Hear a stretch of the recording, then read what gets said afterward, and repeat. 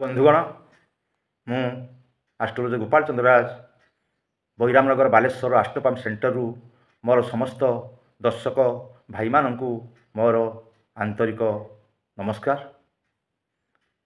ଆଜି ଏକ ନୂତନ ସ୍ୱାଦର ଭିଡ଼ିଓଟି ମଧ୍ୟ ଆପଣମାନଙ୍କୁ ଉପସ୍ଥାପନ କରିବାକୁ ଯିବି।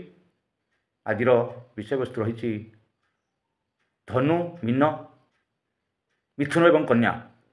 ଏ ଚାରୋଟି ବ୍ୟକ୍ତିବିଶେଷଙ୍କର ପ୍ରଥମ ସୋପାନରେ ସଫଳତା ଏବଂ ଦ୍ୱିତୀୟ ସୋପାନରେ ବିଫଳତା କାହିଁକି? ଆଜିର ବିଷୟବସ୍ତୁ ୟାକୁ ସମସ୍ତେ ଦେଖନ୍ତୁ ଏବଂ ଆମେ ସେଥିରୁ କେମିତି ଏଇ ଚାରି ବ୍ୟକ୍ତିବିଶେଷଙ୍କୁ ସେଥିରୁ ବାହାରିବାକୁ ପଡ଼ିବ ବା ସେଇ ସମସ୍ୟାରୁ ବାହାରିବାକୁ ପଡ଼ିବ ତାହାର ରାସ୍ତା ମଧ୍ୟ ମୁଁ ଆପଣଙ୍କୁ କହିବି।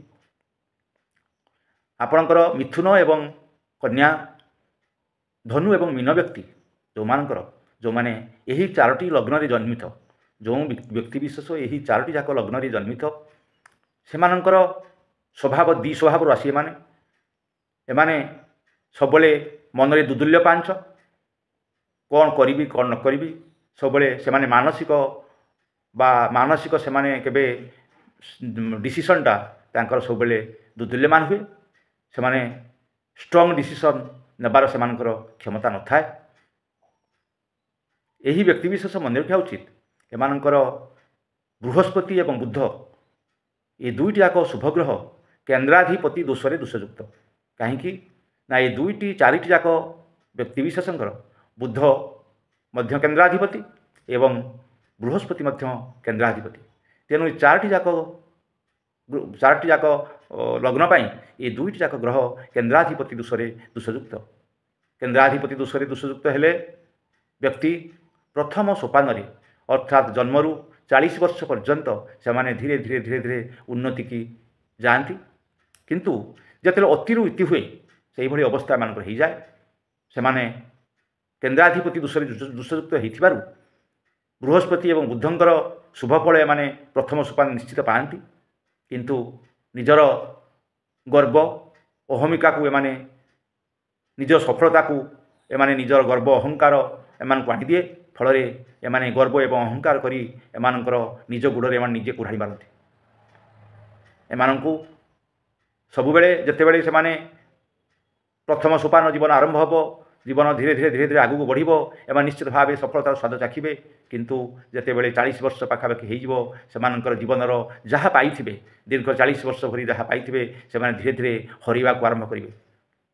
ଯେତେବେଳେ ଧୀରେ ଧୀରେ ପ୍ରତ୍ୟେକ ଜିନିଷ ହାତରୁ ଖସିଯିବାକୁ ଲାଗିବ, ଏମାନଙ୍କ ମନରେ ଅନେକ କଷ୍ଟ ଆସିବ। ଏମାନେ ସେହି ସମୟରେ ଜୀବନକୁ ତୁଚ୍ଛ ଭାବେ ଭାବିବେ ଏବଂ ଯାହା ପାଇଛନ୍ତି ତାର ହରାଇବାର ଦୁଃଖ ଏମାନଙ୍କୁ ଅତି ଅସମ୍ଭବ ଭାବେ ଆଘାତ କରିବ।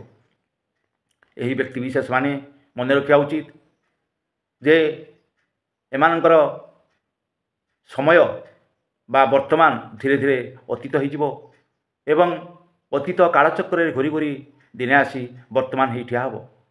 ତେଣୁ ବର୍ତ୍ତମାନ ରୂପକ ସୁଖରୁ ଏମାନେ ଯଦି ଗ୍ରହଣ ନ କରିବେ, ବର୍ତ୍ତମାନ ରୂପକ ସୁଖରୁ ଯଦି ଏମାନେ ବଞ୍ଚିତ ହେବେ ବା ଗ୍ରହଣ ନ କରିବେ, ଏମାନଙ୍କୁ ଭବିଷ୍ୟତର ଅମୃତକୁ ଏମାନେ ନିଶ୍ଚିତ ଭାବରେ ଚାଖିବେ।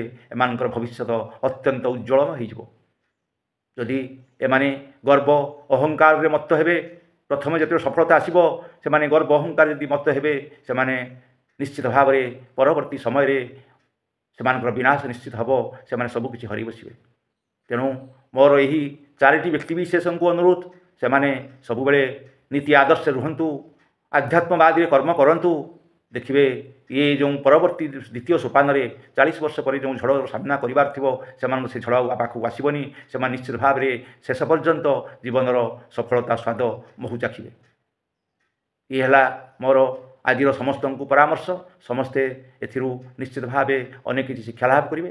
ଯେଉଁମାନେ ଧନୁ ଲଗ୍ନ ବା ମୀନ ଲଗ୍ନ, ଯେଉଁମାନେ ମିଥୁନ ଲଗ୍ନ ବା କନ୍ୟା ଲଗ୍ନ, ଏହି ବ୍ୟକ୍ତିବିଶେଷଙ୍କ ପାଇଁ ବିଶେଷ ସୂଚନା। ତେଣୁ ଏମାନେ ଅତ୍ୟନ୍ତ ସତର୍କତାର ସହ ଯଦି ଚାଲିବେ, ଏହି କେନ୍ଦ୍ରାଧିପତି ଦୋଷରୁ ସେମାନେ ଧୀରେ ଧୀରେ ମୁକୁଳି ଯିବେ ଏବଂ ଜୀବନକୁ ସୁନ୍ଦର ସରସ ଭାବେ ଆଗେଇ ନେବେ। ଆଜି ମୋର ବିଷୟବସ୍ତୁ ମୁଁ ଏଇଠି ରଖୁଛି। ଧନ୍ୟବାଦ।